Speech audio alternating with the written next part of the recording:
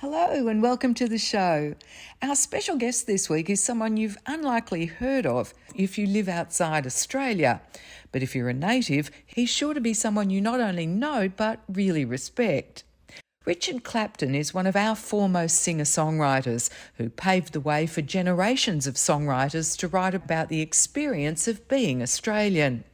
When Richard began his recording career in 1974, Australia was still in the vice-like grip of the cultural cringe. He plunged into the deep water, and legends like Skyhooks, Paul Kelly, Cold Chisel, In Excess, Midnight Oil and hundreds of others followed in his wake.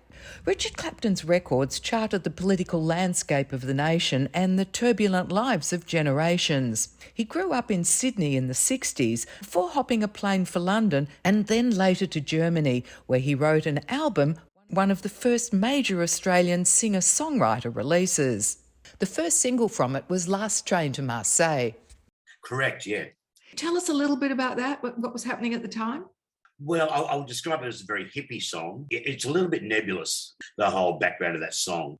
I had 3 Richard Clapton bands in London in the late 60s, and the last one I had was 2 Californians and a Canadian. And at that point, I'd never been into drugs. So I was actually a bit wary of drugs. You know, I didn't really go near them. Uh-huh. However, I didn't know that my bandmates were having pot sent over.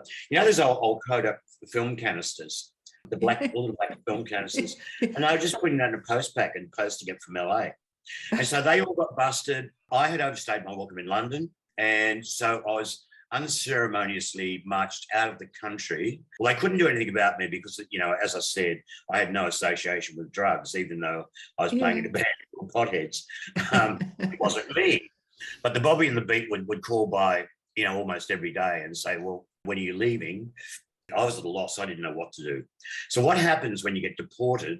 They put you on the ferry, the cross-channel ferry, dump you out at Calais and just say, and don't come back, pretty much. I was dumped at Calais and I really didn't know what to do. In fact, I'm talking to you and I'm thinking, well, where did I get the train fare? My best friend from school was in Graz in Austria, and I think I was heading for him. So I was a consummate hippie, and there was an Austrian hippie girl. One thing led to another on the last train to Marseille, you see. We both took the last train to Marseille. I don't think your program can cope with all the salacious details of what happened on the last train to Marseille. But I wrote a song about it. And it was a huge hit. Yes, and I left out all naughty bits. Last Train to Marseille is considered one of Richard Clapton's first serious songs, marking a shift in his songwriting and a sense of lost innocence. I was finishing an album during COVID, and that kept me very busy for about a year.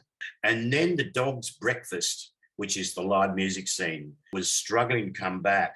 I did want to write a book too, but I just haven't found the time. Well, it's fabulous that live music's back, and those who could got creative during that time and have put out some fabulous music. Yours, of course, that you offered us up during that time was the Music is Love album that covers 1966 to 1970 and pays tribute to some of your influences, doesn't it? Yeah, look, Terry Blamey, who managed Kylie Minogue for their entire career, retired and then started coming to my gigs. So Terry and I became mates a few years ago. I got a gig in San Francisco.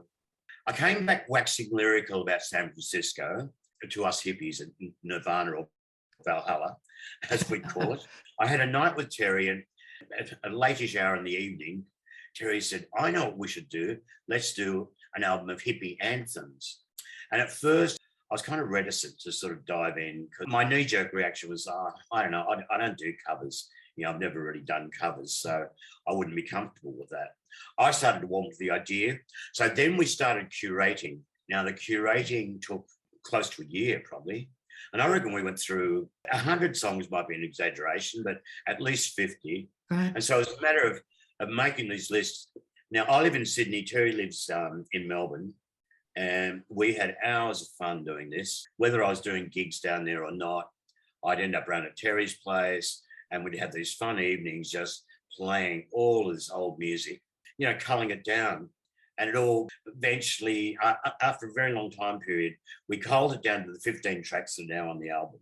And each track is more sensational than the one before it. Which is your favourite of all of them, or is that too hard to call? Well, when you consider my last answer about curating and culling down, they're your top 15. Yeah, my top 15, exactly. So which one would you like my audience to hear now? Oh, gee, you put me on the spot.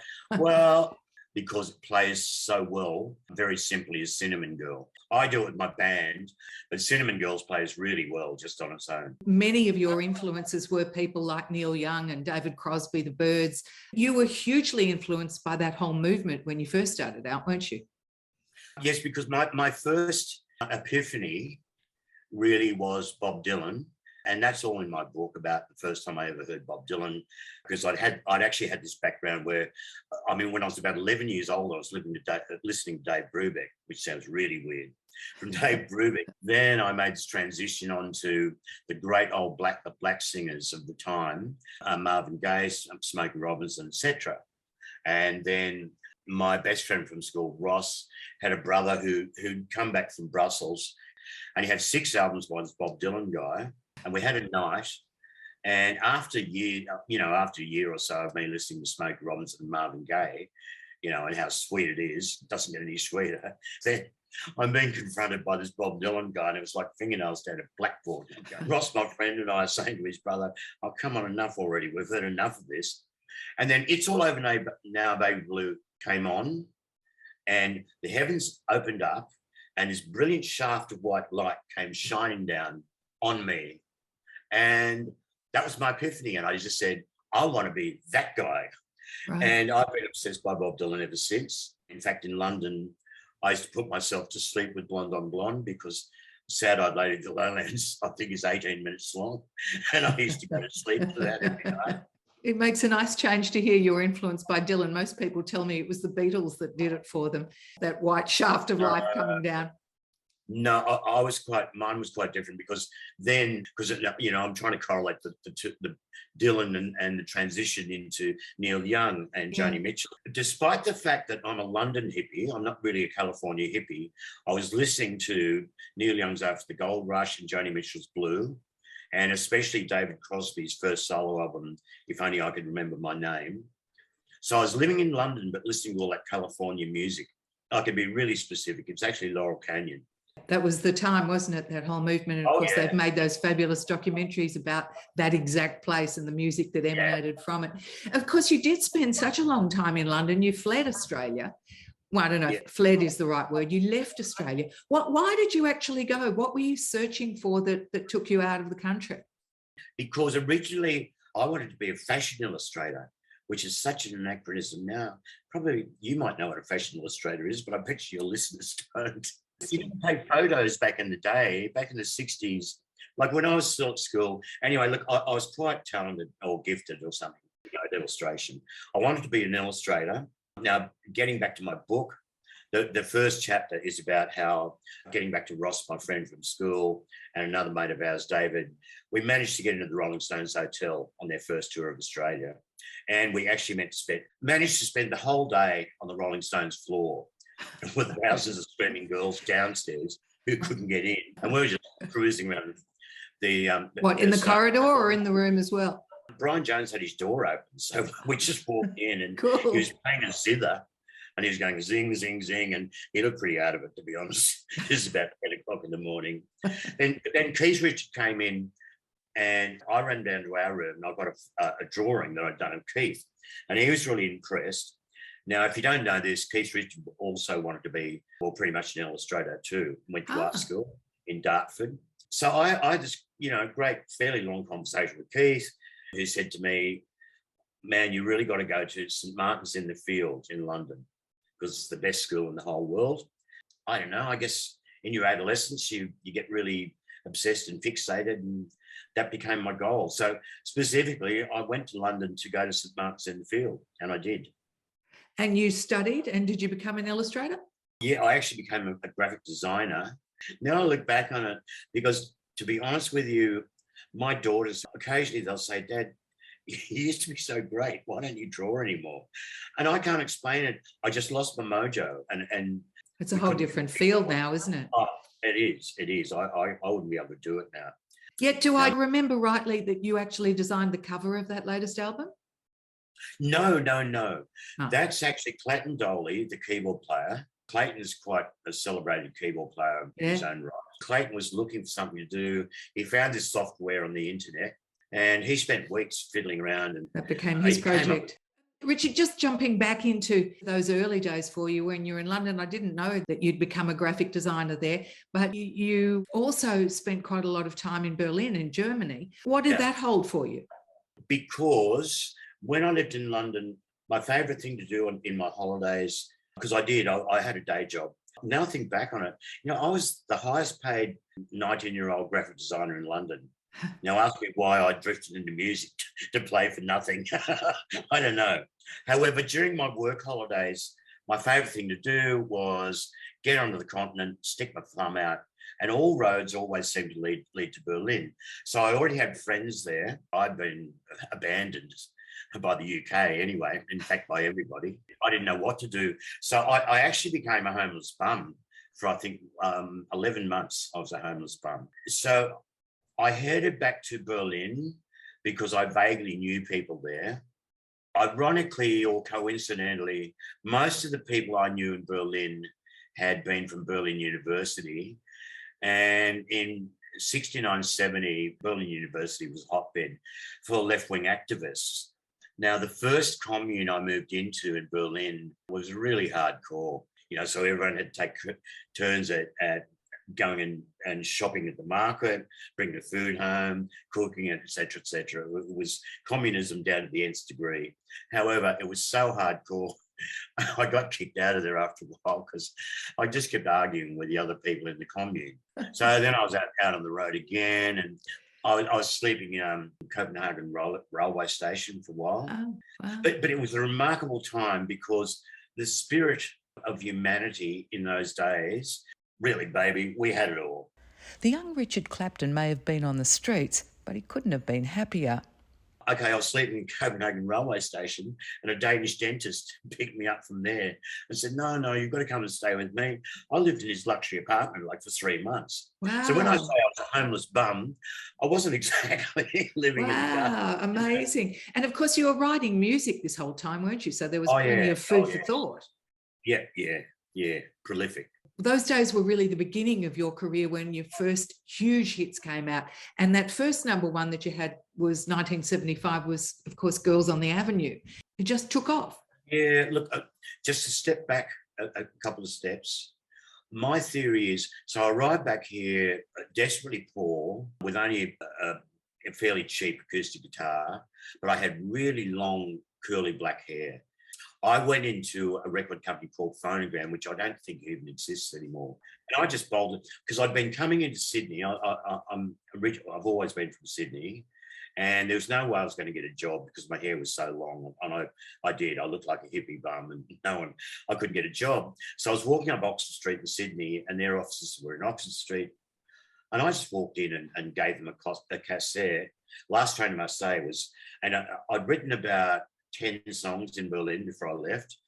And I don't know, the A&R guy, which is artist and repertoire guy, I waited in reception for less than half an hour and he came out and said, come to my office right now, and just produced a contract, which I signed. And that turned out to be a real bum deal because shortly after that, I met this legendary publisher, probably the best publisher ever in Australia, John Brommel. If you've anything to do with the music industry, you would have heard of Brommel because he's a real legend. Unfortunately, he's not with us anymore. But John had a look at this contract and he goes, you've got to be kidding me. Phone this guy. I won't name this guy in case he's still around. And just started ripping him to shreds over the phone. And Brommel took me to Festival Records. They also signed me up almost on the spot. And I'm sorry, I forgot to mention, I reckon it's because that year, 1972-73, Cat Stevens was the biggest act in the world. So I come here like I'm not Greek, but Greek looking with really long jet black hair, scraggly jet black hair, and I'm a singer-songwriter. And there's the singer-songwriters in Australia, you count on one hand. There wasn't many singer-songwriters at all in the early 70s. So that's why I snapped up. I did the Prussian Blue album and it got really great critical acclaim because unfortunately my early scrapbooks were actually destroyed by an ex-manager. But that first Rolling Stone review of Prussian Blue, my first album, was great. So the reviews were great, but sadly it didn't sell. I think it sold about 2,500 probably. So Festival Records threatened me with an ultimatum that I either come up with a radio-friendly hit single or they're going to drop me. Now, especially those days, I mean, I was a real young rebel without a cause. Now I'm a grumpy old rebel with a cause. But look, I shared a flat in Rose Bay in Sydney with this guy Colin, and Colin was once again this term A&R, artist and repertoire, which is sort of the liaison between the record company and the artist. Uh-huh. And he was for Festival Publishing, and I'd actually signed to Festival Publishing. And Colin and I moved in together, and Colin would implore me, because at first, I mean, the rebel without a cause, it's like, screw you. No, you're not going to bully me into writing pop music. Colin's rationale was really sound, and I was really stupid, naive and stupid. Colin was saying, look, just use rat cunning, for God's sake. Just give them what they want, and then you'll establish yourself. You'll have the foot in the door, and then you'll have a career. Yeah. And I was like, And one night I went out, and Colin and I went out and got quite inebriated. Came home. Now, this I mean, honestly, I've had to sort this out 1,000 times. We lived in Rose Bay in Sydney. Our street was called Chalia Avenue. On the next street along the avenue, there was a house with 3 pretty girls that lived in it. And Colin and I used to leer at these girls all the time. These girls around, they contact me, and they're threatening to write their own book. Do they know you wrote the song about them? Yeah. Oh, did they know it? And loving it. Yeah. So all the stuff about hookers and everything is just a crazy... People's imagination. Well, yeah, sort of. You must have heard about me. I'm Richard Clapton, the one with the 3-hour answers. But look, just to finish off about Girls in the Avenue, the record company hated it. Colin was on the verge of getting a job as first music programmer for Double J. And behind Festival's back, he had been lunching with Ron and Marius, who founded Double J. After the A&R, once again, Artists and Repertoire Selection Committee, rejecting Girls in the Avenue 6 times. On the 6th time, Colin had actually been to lunch and accepted the job. He came back and said to the festival people, so come on, what do you reckon? And they kept insisting, no, the song's a mess. I mean, what's the chorus? And Colin went, what do you mean, what's the chorus? And they go, well, is it Don't You Slip, or is it Friday Night? Which bit is it? And Colin was going, oh, Jesus. And this time, at this one, Colin was quite inebriated. He'd been celebrating. He got really cheeky. And the managing director said, you know what, Colin, we've had enough of you, you're fired. And Colin took a swing at him and said, you can't sack me, I quit. And by the way, I'm the first music programmer for Double J. So he started at Double J, and Colin had 2 thorns in his side. One was J.J. Cale's Cocaine, which Festival had rejected, and the other one was Girls on the Avenue. So this is the only time in my whole career corruption has worked for me.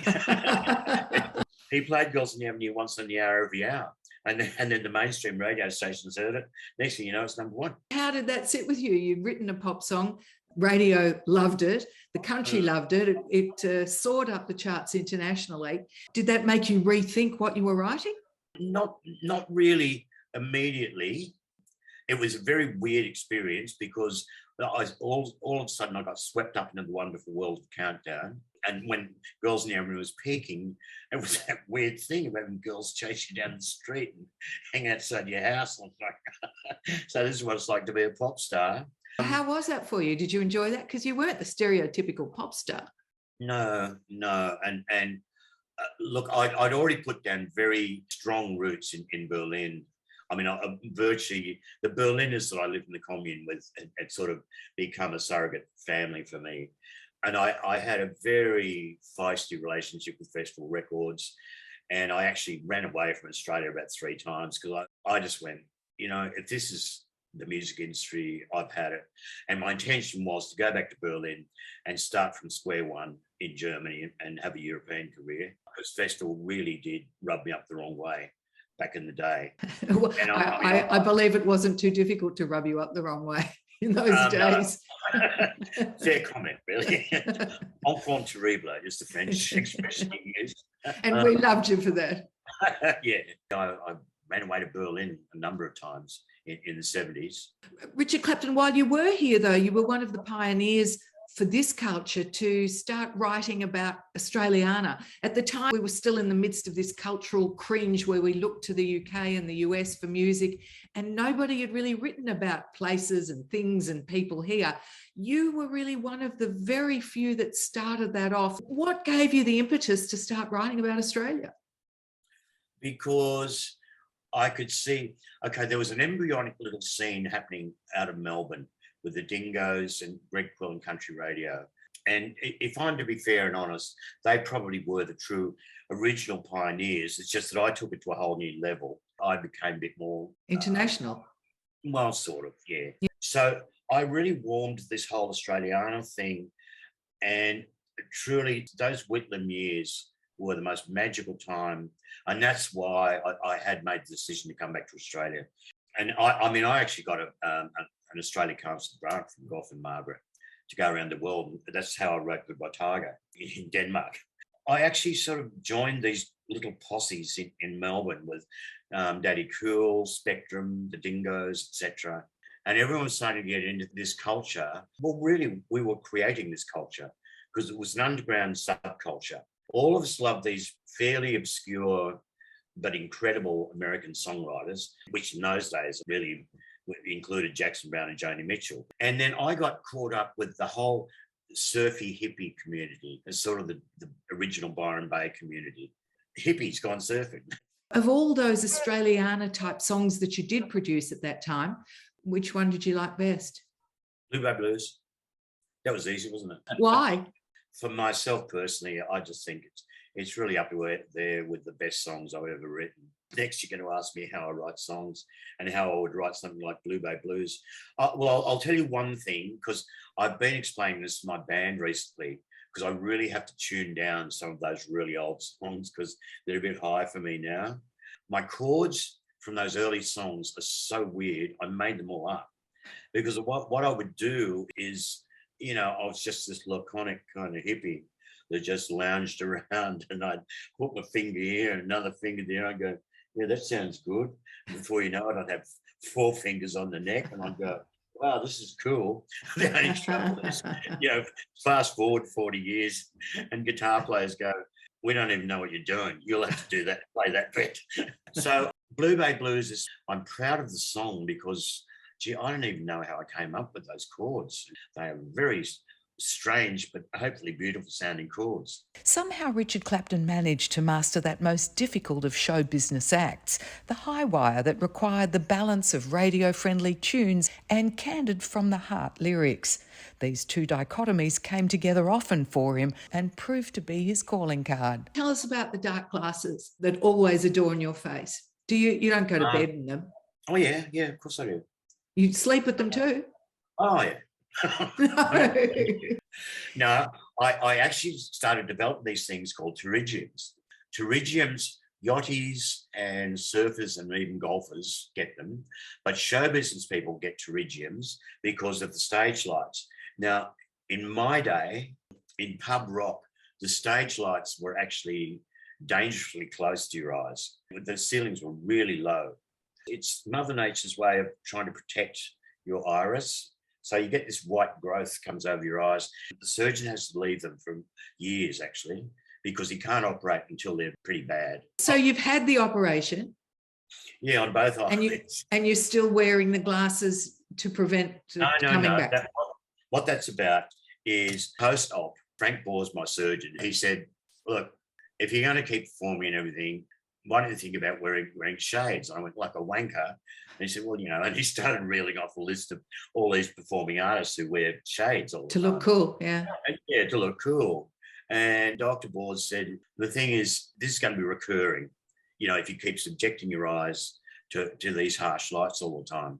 And he said, it's up to you. So I just started wearing shades. And then it really, I guess because I started it in Goodbye Tiger, wearing the shades, and I was so high profile there for a couple of years, it sort of became an image. And yeah, I've just left them on. You mentioned you've got twin girls. What do they think about you? Did they think you were cool, or were they embarrassed by you? No, because when I wrote the book, Montana was living and working in Tokyo. She was there for about 6 years. And Saskia, my other daughter, was in Amsterdam, I think. I sent them my book as a rough draft. And I said to them, girls, I really want you to sanction this book because I left all the drugs, sex, drugs, and rock and roll, I left it all in there. And I just did not hold back in the first drafts of it. And I didn't want my daughter's friends to be going, oh, your daddy was, no. And so I left it with them for a while. Although they're both vociferous readers, so it didn't take them long. And they came back. And I said, well, what did you think? And they said, Jesus, Dad, what happened? Because I don't know either. What happened to the world? I don't know. They read about those days, and it's like this wondrous time. It's like Wonderland, pretty much. Yeah, full of freedom, no restrictions, lots of all fun. As I said earlier in this interview, when I was a hippie bum on the streets of Europe, people were just wonderful. And truly, at the risk of sounding really schmaltzy, everybody really did love each other. And it was like a sense of community, sense of humanity. And now we're, I won't say anything. It's just different times. So the long and short of that is that your daughters appreciate you. They're proud of who you are and what you've done. At this stage of my life, for the last number of years, I have marvelled at DNA and genetics. I know Khalil Gibran said, your children don't belong to you, they just pass through you and everything, which is true. But in my case anyway, and I think with a lot of other, and maybe even most other parents, it's just a miracle of life, how your children become you. I mean, they're just two mini-me's, pretty much. What comes next for you? I mean, we started off talking about the fact that live music is now back and you're travelling around this country. What is there that you still want to accomplish? That's a really good question. And I don't mind telling you that I'm pretty stumped now because I feel I had a lot of high hopes for what I call the hippie album, the Music is Love album. And once again, I just think I've been thwarted by the situation around me. I'm trying to be very guarded here. And you are? Yeah. So that's hit me for six a bit. That album should have, because usually, see, my career moves in waves.